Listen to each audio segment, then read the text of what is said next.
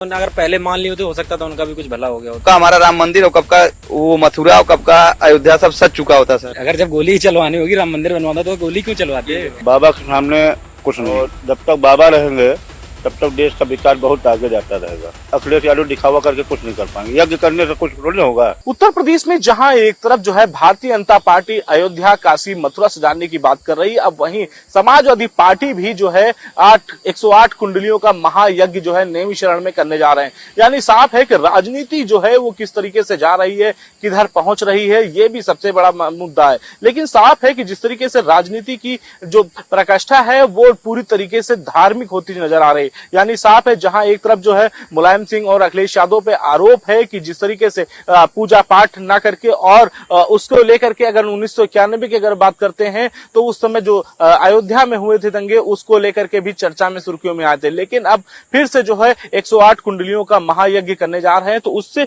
उत्तर प्रदेश 2024 के जो चुनाव है उस पर क्या परिणाम आएंगे उसको लेकर के हम रोड पे निकले हैं, चर्चा पे निकले हैं और लोगों से बातचीत करने के लिए निकले। हमारे साथ कुछ लोग हैं यहाँ पे मौजूद हैं जिनसे हम जानेंगे और ये जानेंगे कि आखिर इस जो 108 कुंडलियों का महायज्ञ है उसका कितना असर आने वाले लोकसभा चुनाव में देखने को मिल सकता है।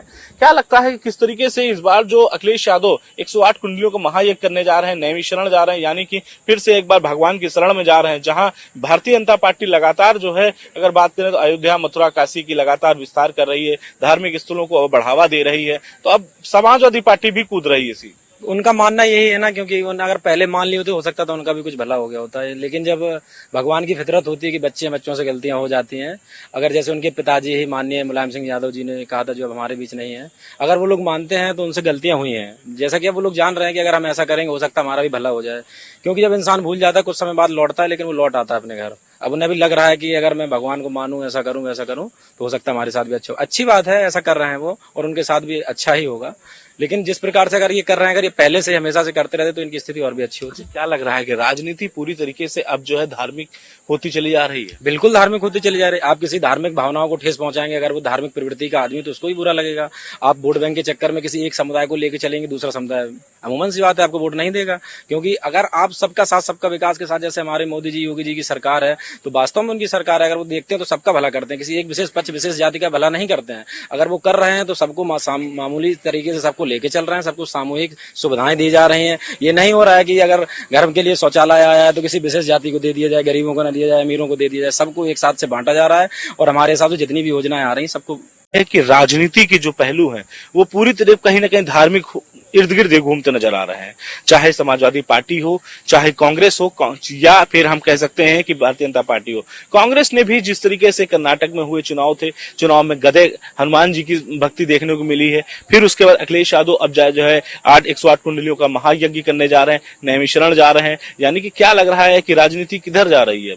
सर राजनीति तो हमारे धर्म के प्रति जा ही रही है, क्योंकि ये आए हैं, देर आए दुरुस्त आए, क्योंकि योगी जी बाबा ने हमारे काशी विश्वनाथ कॉरिडोर बनाया, राम मंदिर बनाया, मथुरा की तैयारी है, सब कर ही रहे हैं, तो बचा क्या ये लोग भी सोच रहे हैं हो सकता है हम लोग भी उस दिशा में अब चले, हमें भी कुछ छूट मिल जाए, जिससे हमारा भी राजनीति कुछ लाभ मिल जाए, हो जाए, हम भी सत्ता में आ सके। उसी लिए सर ये सब राजनीति कर रहे हैं, ये हवन कर रहे हैं झूठ-मूठ का, पीछे पीछे वो सब आगे तो उससे बड़ा बड़ा हवन सर हो ही चुका है वो सब। ये 2024 की राजनीति है सर। राजनीतिक तो है ही, राजनीति नहीं होती तो हवन नहीं करते।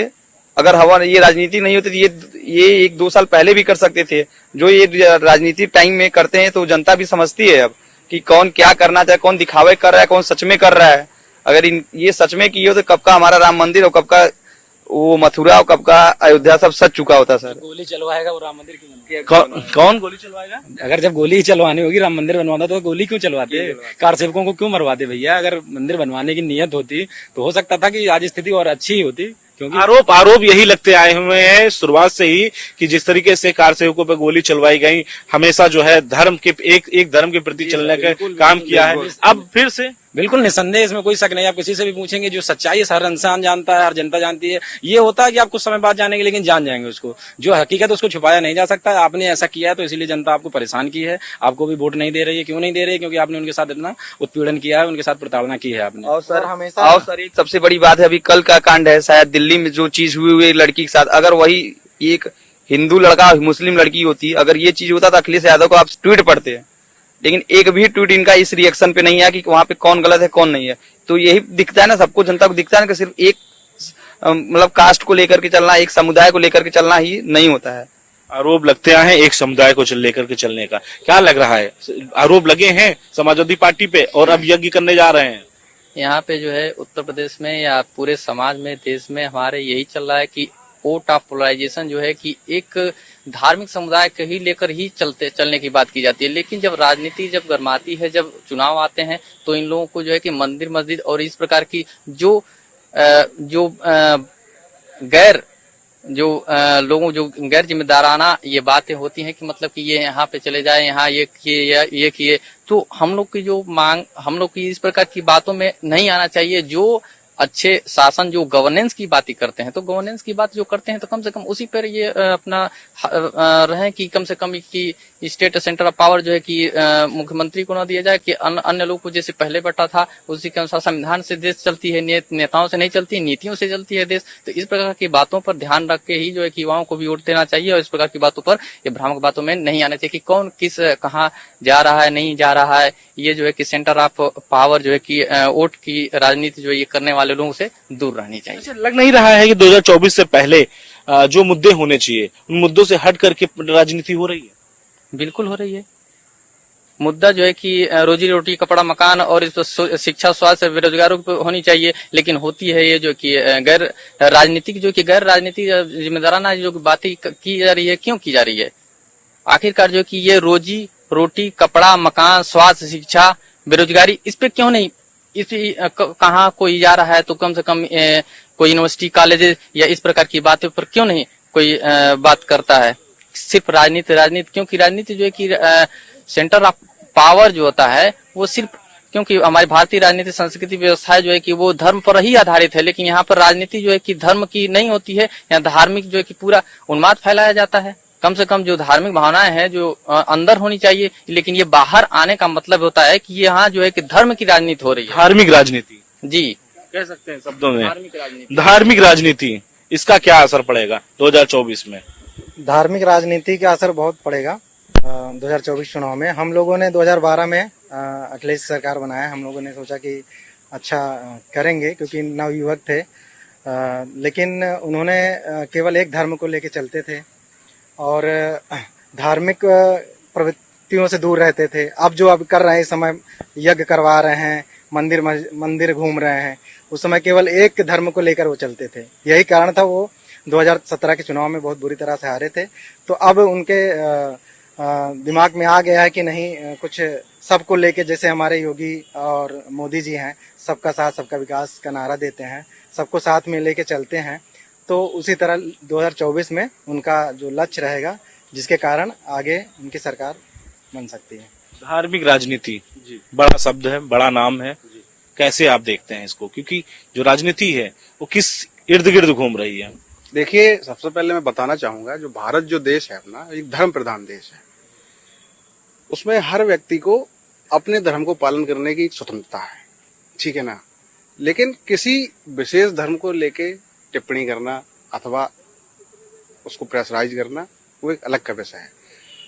वर्तमान में जो हमारी सरकार है वो समस्त धर्मों को लेके चल रही है। वसुधैव कुटुंबकम का जो नारा है वो हम लोगों का बहुत सकारात्मक रूप से देखने को मिल रहा है और आने वाले समय में हम लोग इसी तरीके से सरकार से अपेक्षा कर रहे हैं कि जो वर्तमान में सरकार ने परिस्थितियों को एक अच्छे ढंग से लेके चला है। अखिलेश यादव महायज्ञ करने जा रहे हैं सीतापुर के नैमिषारण्य में, तो कैसे देख रहे हैं? क्या राजनीति में फिर से अखिलेश यादव धार्मिक स्थानों पे कूद आए हैं कि ये वोट बैंक अपना मजबूत करने के लिए? देखिए, ये तो चुनाव में ही सीधा प्रत्यक्ष रूप से समझ में आ जाएगा। खैर, दिखावे के लिए से कुछ चीजें होती रहती हैं, वो अलग विषय है, लेकिन किंतु जो एक आदमी के अंतर मन से जो चीजें होती हैं वो सबसे हटके होती है भाई। वर्तमान में जो हिंदुत्व को लेके चीजें चल रही हैं और विशेष धर्म को लेके जो चीजें चल रही हैं वो बहुत सकारात्मक रूप से हैं और सरकार की तरफ से भी पूर्णतः समर्थन हो रहा है। और मैं इतना कहना चाहूंगा, ये सब चीजें तो धर्म की चल ही रही हैं, साथ में बस बेरोजगारों का जो है मुद्दा, उनको भी देख लिया जाएगा। तो हमारी सरकार जो है आंकड़े पे खरी उतर रही है। हमारे मुख्यमंत्री जी जो योगी आदित्यनाथ जी हैं, महाराज जी हैं, बहुत नेक दिल इंसान है। कई धर्मों से, अब जैसे आप गोरखपुर में बात कर लीजिए, कहने को जरूर मंदिर